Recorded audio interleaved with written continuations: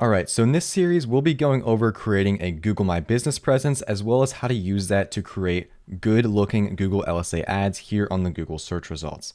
So Google LSA ads as well as Google My Business are two of the best ways to rank on Google, both through paid advertisements and organically, and they really go hand in hand and work synergistically to have a really good presence on Google to find people who are actually searching actively for the specific service you are offering. So first, in the first few videos, we'll be covering Google My Business, how to set that up, how to optimize it in order to make sure you have the best organic listing possible and have a solid foundation for going into Google LSA. And then we'll show you how to set up your Google LSA ads and actually get ranking at the very top of the search results. So first, if you're not aware, what is Google My Business? Well, Google My Business are these search results here that are a free service that allows businesses to promote themselves, share info about themselves, and promote engagement as well through reviews as well as themselves posting updates. So you'll be able to discover businesses through Google, and then you can click on them and click different information about them, their website. Directions will automatically take them to Google Maps, and call will automatically call. So this is a great way to get people to actually take action and contact you from the Google search results. And these are people who are actively looking for the service you're offering. And Google My Business is a great option because it is right below your ads. So it's the first result in the actual search results. So below your ads, you have Google My Business. And then once you get on Google LSA, you're the first result of the ads as well. So if you do this correctly, you'll be right there up at the top of the Google search results, and people can see how great your business really is. And ideally, not only will you get at the top with Google LSA, you want to get in the top 3 with Google My Business by optimizing your listing, get as many reviews as possible, populating all your information, and allowing you to climb up to the top of Google My Business, be in these first 3. So people don't have to click and go to more businesses and go to this list. You're actually just on the search results directly. So a strong profile will obviously allow you to get those direct leads that click on your website, that click to call you, but will also just generally promote you on Google. Google will favor your business a bit more. It'll help your actual SEO and search results as well. And it will increase your results with other Google ads, like of course the Google LSAs. So let's actually go ahead and get started with this. So let's go into a new tab and create your Google My Business profile. So you can search just create Google My Business, or you can go to this website right here. You can go to google.com/business or business.google.com. Then what you can do is hit manage now, and you'll be able to start your new Google My Business profile. Make sure you're signed into Google for this. So you want to get started with your business name. So it can be helpful to put, something related to your industry in your name. If you're a realtor, if you're a solar company, just have something related to that for, SEO purposes. But also, if Google might recognize your business already, it could be in here and it could be just unclaimed or something. So you want to type in just the name of your business and just look through this and just see if you recognize your business. And if so, you're going to want to click on that and you're going to want to roll with that and just claim that. But if not, and Google does not have your business in their directory already, then you're going to want to add that and just type in your name right here. So I'm just going to do a demo local business. Then hit continue. And then you want to select what type of business you are, either online retail, local store, or service business. The online retail is still a little bit deceiving. You do, I believe, need a physical address for this or some sort of storefront that you'll want to put in there, like a hybrid kind of business.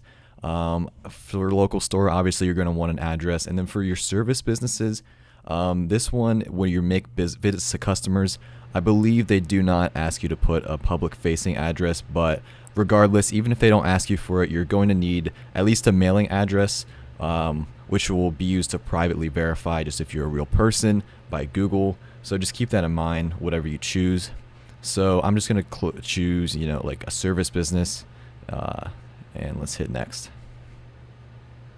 And then your business categories, so type what kind of business you are. So let's just say this is a solar energy company. Continue, and then where you serve your customers, I do recommend adding this just for more details. The more details you add to this, the better, and the more refined this is going to be and targeted to your area. And when you're adding these areas, I recommend just add, it's better to add a greater area than a smaller area, because if you get too many people calling from outside your area, you can just say sorry, we don't serve this area. Whereas if you refine it a little bit too much, you could risk excluding people that you might want to serve, including people from surrounding areas who might want to move to your area or something like that. where you could be excluding people that even though you don't go all the way out there, they still may be looking for something in your area. Either they're in town or maybe, they're about to move there or something like that. So just add where do you serve your customers. I do recommend doing this. What region is your business based in?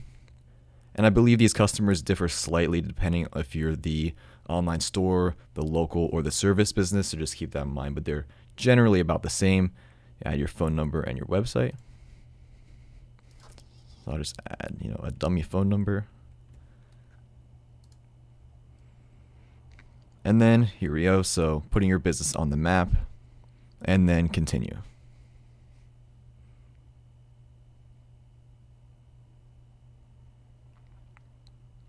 And lastly, here's the mailing address to verify. Again, since I selected service, it didn't ask me to put a public facing address, but no matter what happens, you're going to have to put a mailing address, and then they'll send you a letter. You'll have to verify, what they say, just so they know you're a real person. But you could hit verify later. It's just that your profile won't be publicly visible until you do the verification. Then your business hours, definitely fill all these out. So for me, I'm just going to put 24 hours all these days. Or just put whatever open hours you are. Add messaging. And then I highly recommend accepting messaging too. This is a cool little feature because it seems like Google is almost trying to turn Google My Business into its own kind of social media platform, almost like Facebook, where you can accept messages and act like, a proper business on a social media profile. Then your business description, just add a little bit about what you are, what you do, the pros of working with you, things like that. Then just add some professional photos. And then you can claim a free $500 advertising credit. You don't necessarily have to do this right now when you're setting up your Google My Business. This is for those regular Google PPC ads. This is not for the Google LSA ads, which is what this series is about.